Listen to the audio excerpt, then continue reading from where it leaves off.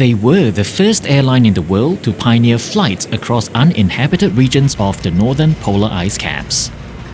They had a hand in the formation of Thai Airways, today one of the largest airlines in Southeast Asia.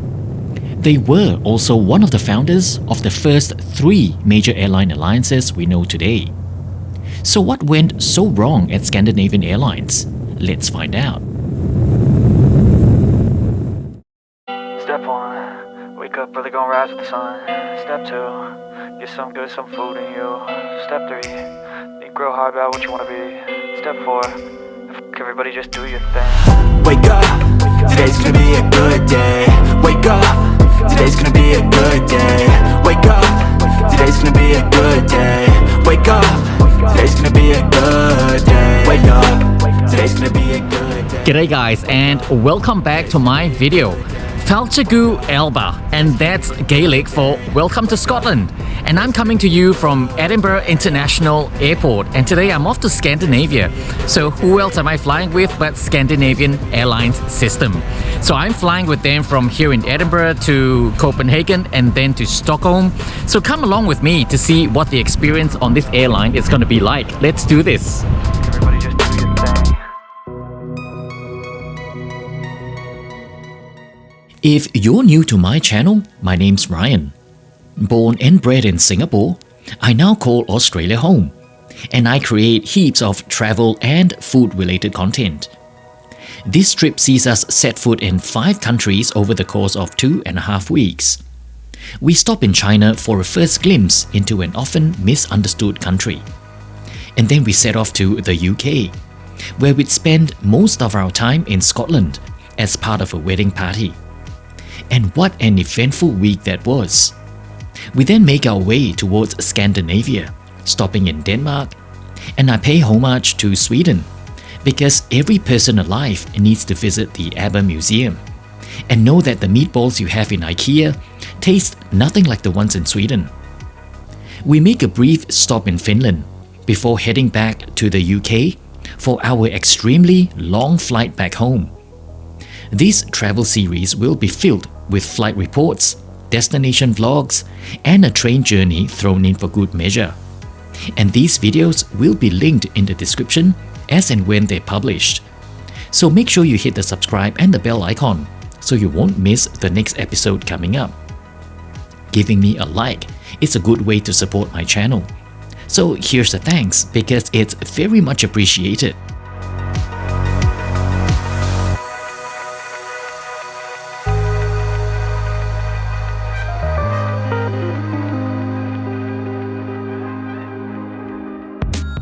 Edinburgh Airport is presently the busiest in Scotland, handling over 15 million passengers annually at the last count.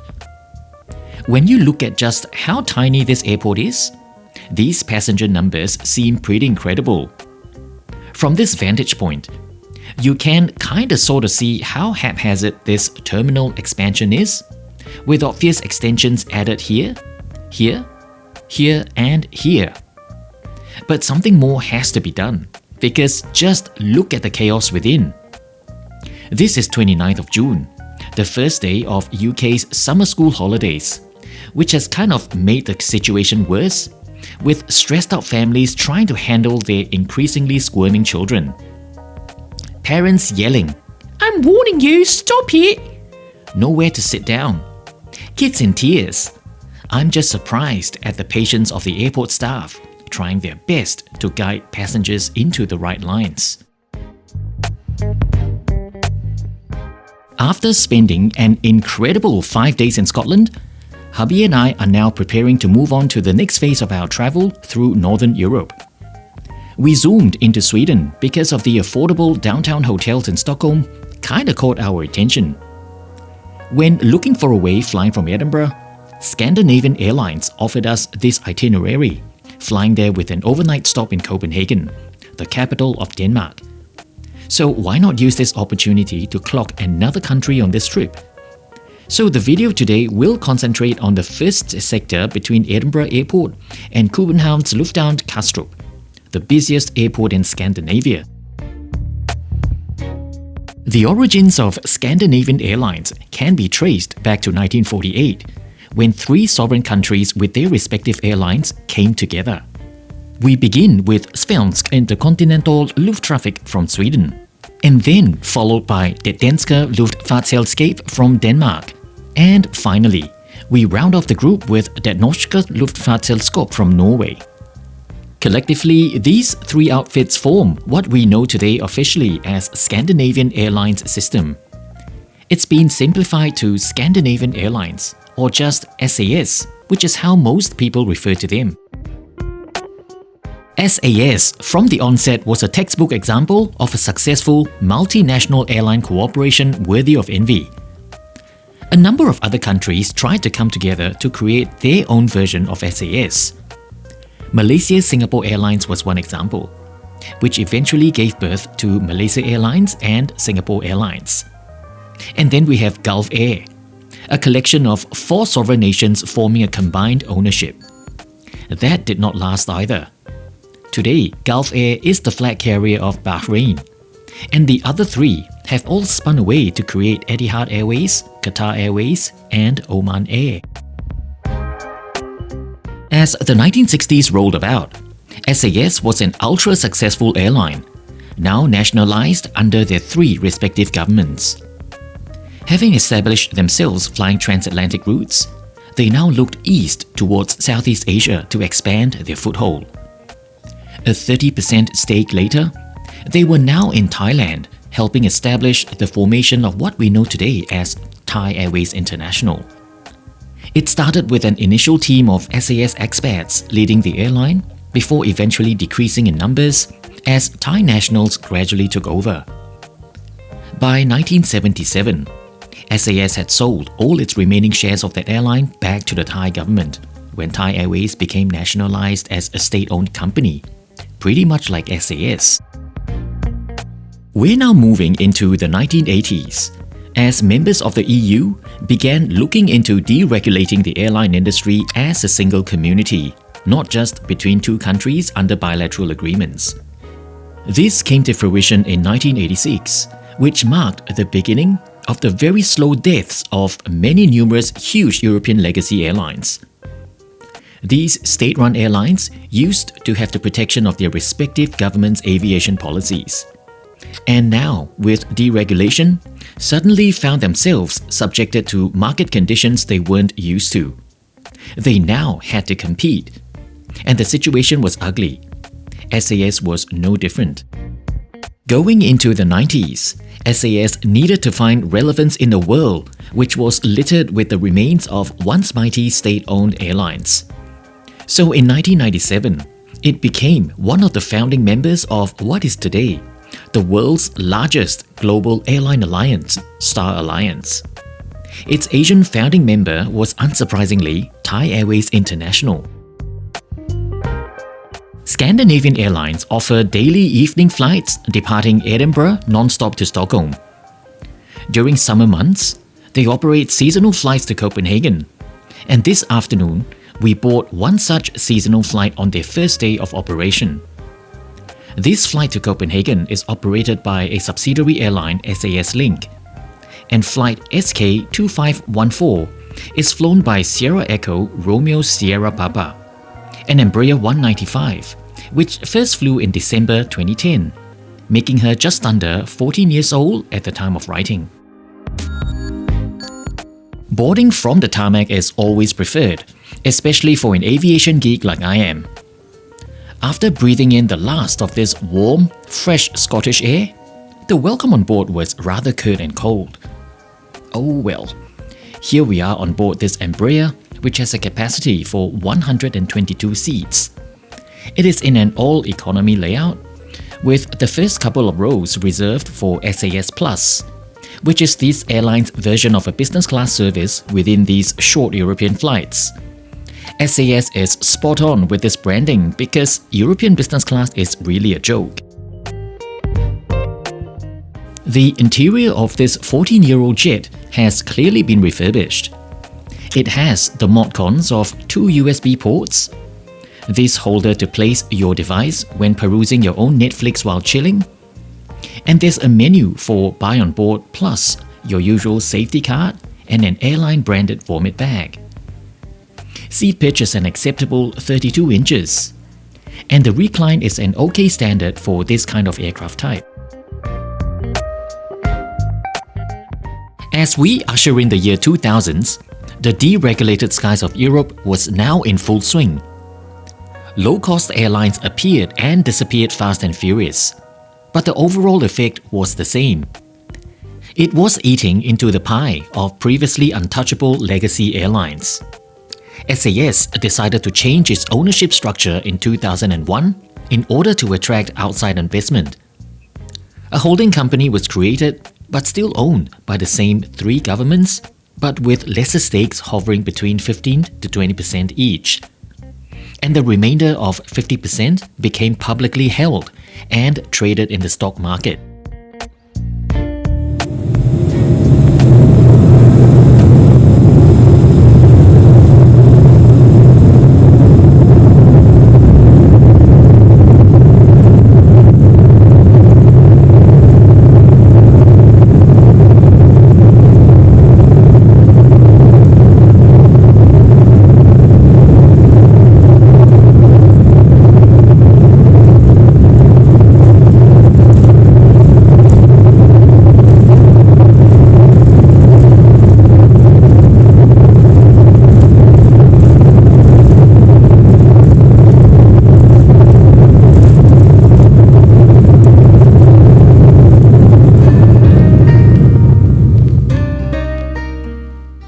After taking off from runway 24, we made a left turn and headed in a southeasterly direction to intercept an airway. This then brought us directly across the North Sea, directly towards Denmark, before swinging right in an opposite direction to land in Copenhagen International Airport. A flight time of 1 hour 25 minutes, covering a distance of just over 990 kilometers. As the 21st century continued, the once mighty SAS was now getting besieged by continued bombardment from low-cost airlines. The rosy legacy protection was now a distant past. Workers saw their unions agree to pay cuts and saw their retirement pension packages shrink with every negotiation. SAS once owned hotels around the world. That was now all gone. The airline also scrapped first class because it just wasn't sustainable anymore. In Europe, you'd hear travelers of my vintage lamenting about the good old days, which doesn't seem too long ago. Traveling on a full-service legacy carrier these days means everything is buy on board. There are a couple of airlines out there which still provide a basic drink service for the price of your ticket, but that's as far as they'll go. Just before service commenced, we were now coasting out of England. A couple of days ago, I was zipping past this beautiful coastline down there on the LNER service between London and Edinburgh. Make sure you check out that video. It is linked in the description below.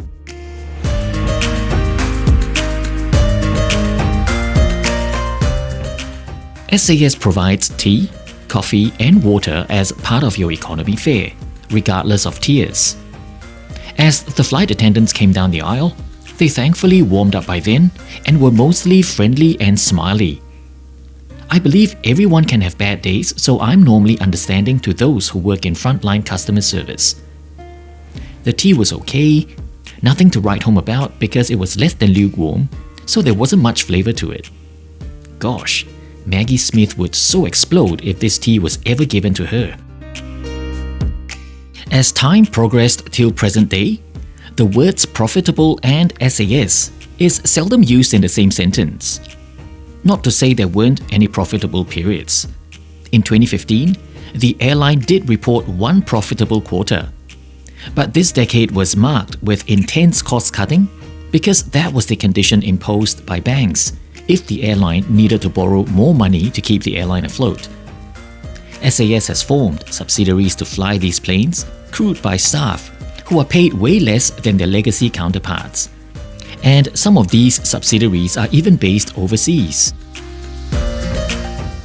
These subsidiaries, SAS Connect, SAS Ireland, and the flight I'm on today with SAS Link, will be merged into a single entity rebranded as SAS Connect. none of these employees are direct hires of the airline. Instead, their recruitment is handled by an external company, so there's no guessing how much lower they're being paid, and without the protection of union representation. In recent times, SAS had experienced a tsunami of external events beyond their control to worsen their financial situation. They've struggled to emerge out of the mess left behind by the COVID-19 pandemic. And the invasion of Ukraine has seen Russia close their airspace to countries deemed unfriendly towards their cause. And that's all of the countries within the EU. As such, long-haul flights to Asia are no longer financially viable for SAS in their current situation. With the exception of Shanghai and Tokyo, we've said goodbye to Manila, Singapore, and even Bangkok, which is a popular destination for Scandinavians, cannot even sustain a regular scheduled service. It is now operated as a seasonal one. Regular daily services between Bangkok and Copenhagen are now only flown by Thai Airways International, the airline they helped set up all those decades ago. So where does this leave Scandinavian Airlines today? In 2022, they filed for bankruptcy protection from their creditors, and they will use this time to resolve issues with pilots' working conditions, renegotiate labor agreements, and to trim down their existing fleet. I've done 2 other videos about the feasibility of these old-school European legacy airlines in today's aviation climate. The first one was on Air Malta, followed very closely by British Airways. And my conclusion was the same. Either merge to form a larger airline group to compete, or stay alone as yourself and eventually die. Like Air Malta, which was shut down a couple of weeks after my video went to air. In 2024, SAS will emerge from bankruptcy protection with new investments from a couple of investment firms, the Danish government, and more significantly, the Air France KLM group. Therefore, a few weeks after this video goes to air, SAS will leave Star Alliance, the airline alliance it helped form all those decades ago, and join SkyTeam alongside Air France and KLM. At this time, their long-haul fleet has also been slashed as we bid farewell to many Airbus A330s and A350s. In 2022, the Swedish government, which owns 21% of the airline, announced it will no longer inject any more capital into SAS, and it did not aim to be a long-term shareholder in the company. Yikes! Here's a little personal trivia. My first ever flight on an European airline back in 1985 was SAS. And my first ever experience flying business class was, you guessed it, SAS. So this airline holds a very special place in my heart, and I surely have fond memories of the fantastic service and great food on board. But sentiments ring hollow in this competitive aviation climate, and I can only wish SAS all the best in their path going forwards. As we look out of the window to see Sweden in the distance, we shall now prepare to arrive in Denmark, into Scandinavia's busiest airport, right here in Copenhagen's Lufthavn Kastrup.